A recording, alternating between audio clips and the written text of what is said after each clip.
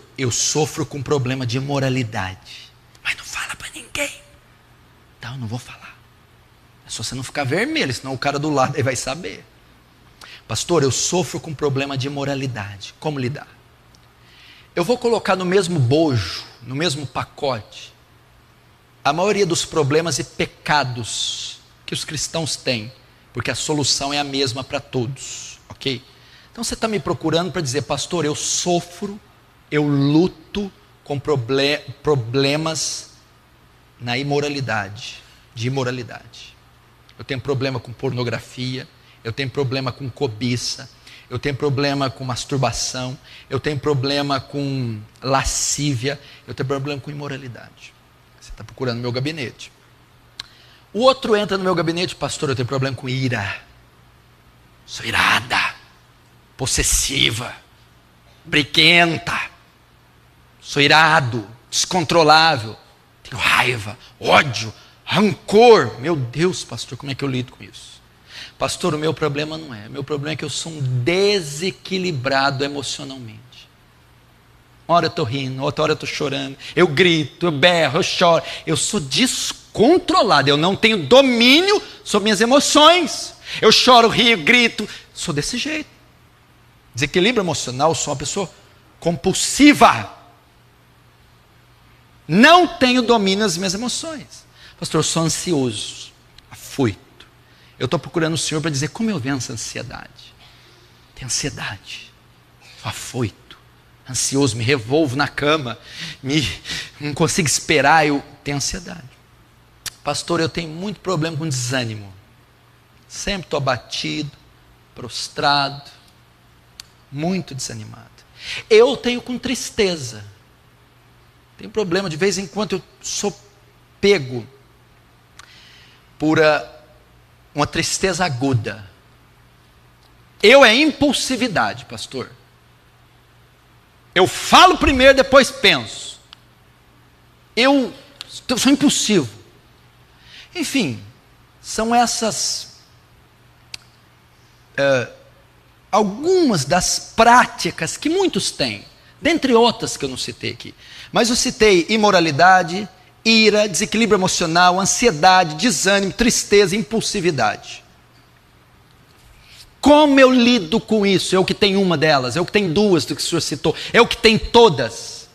Eu vivo tendo distúrbios psicológicos, emocionais, transtornos, desequilíbrios, pulsões, compulsões, enfim, uma guerra interna, emocional, psicológica, conflitos espirituais, e vão fazendo com que a minha vida oscile. Como que eu lido com isso? Vamos lá. Primeiro,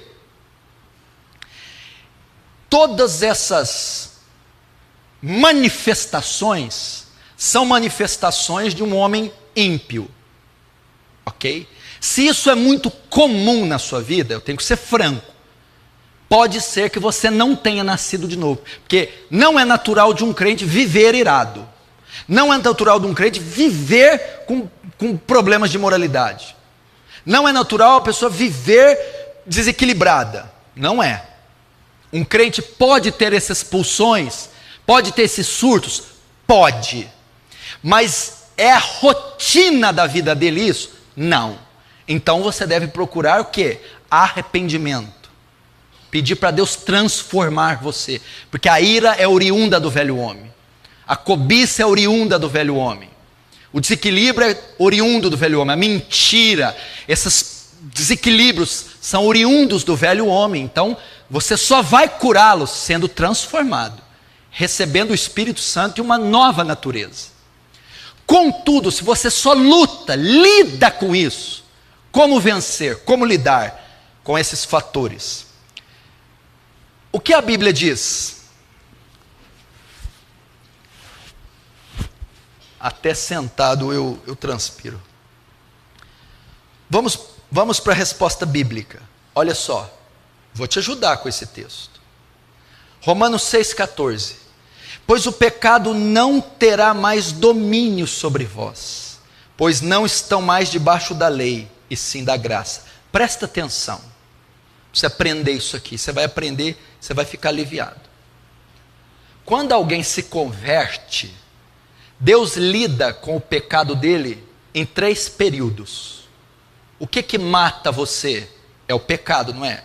O que condena você? É o pecado, não é? Da onde saem essas práticas? Do pecado. O pecado que traz ira, orgulho, lascívia, cobiça, desequilíbrio, depressão. É o pecado. No ato de conversão, Deus concede a você 3 fases com o pecado. 3. Primeiro, Deus vai lidar com a culpa do pecado. Segundo, Deus vai lidar com o poder do pecado. Terceiro, Deus vai lidar com a presença do pecado. Primeiro, Deus lida com a culpa do pecado. Pecados são como crimes, transgressões da lei de Deus. E os pecados condenam você. No tribunal de Cristo, você está condenado pelos pecados. Mas quando você crê, você é justificado. Ou seja, a culpa do pecado é tirada de você. Então, quando você converte, primeiro ele resolve o problema da culpa. Justificados, pois, pela fé, temos paz para com Deus. Quando você crê, a culpa do pecado é tirada. Você não pode mais ser condenado. A culpa foi retirada. Agora o segundo passo, Deus vai tratar com o poder do pecado. O que é o poder? É a inclinação que nós temos para o pecado. Como ele vai tratar? Deus nos dá o Espírito Santo, que nos regenera. E ele nos dá um dos frutos do Espírito, que chama domínio próprio. Gálatas 5:22. Ok? O que esse fruto nos dá? É o poder que Deus nos dá de exercer autodomínio, de exercer domínio sobre nossas faculdades. É a chamada mortificação do pecado. Por isso Paulo diz: e o pecado não terá mais domínio sobre vós. Agora Deus vai lidar com o poder do pecado. Como o pecado não tem mais domínio sobre mim? Quando o Espírito Santo me regenera, me transforma numa nova criatura, ele passa a habitar em mim. Ele me dá um mecanismo, uma ferramenta, que se chama domínio próprio, ou seja, o poder de dominar meus desejos, o poder de dominar minhas faculdades, o poder de dominar minhas pulsões. Então, como você lida com a ira, com a lascívia, com a cobiça, com o desequilíbrio emocional, com a ansiedade, o desânimo? Você faz uso desse mecanismo chamado domínio próprio. Você tem ele. Quem dá esse mecanismo? É o Espírito Santo, ok? Então o que você precisa para dominar a ira? Ter domínio sobre a ira. Para a cobiça, domínio sobre a cobiça. Desequilíbrio, domínio sobre o desequilíbrio. Ansiedade, pulsões, desânimo, domínio sobre a sua área sentimental. Quem dá domínio a ela? Esse mecanismo, esse fruto, domínio próprio, que todo crente tem. E quem produz esse mecanismo? O Espírito Santo. Logo, para eu vencer essas pulsões e inclinações da minha carne, eu preciso ser uma pessoa cheia do Espírito Santo. Porque se eu estiver cheio do Espírito Santo, eu estou cheio de domínio próprio. Então eu estou cheio do domínio sobre a ira, a cobiça, o desequilíbrio, o desânimo, o medo, a ansiedade, que todo crente possui. Agora, por que você, mesmo sendo crente, está se deixando levar por esses pecados? Porque você não está fazendo uso do domínio próprio.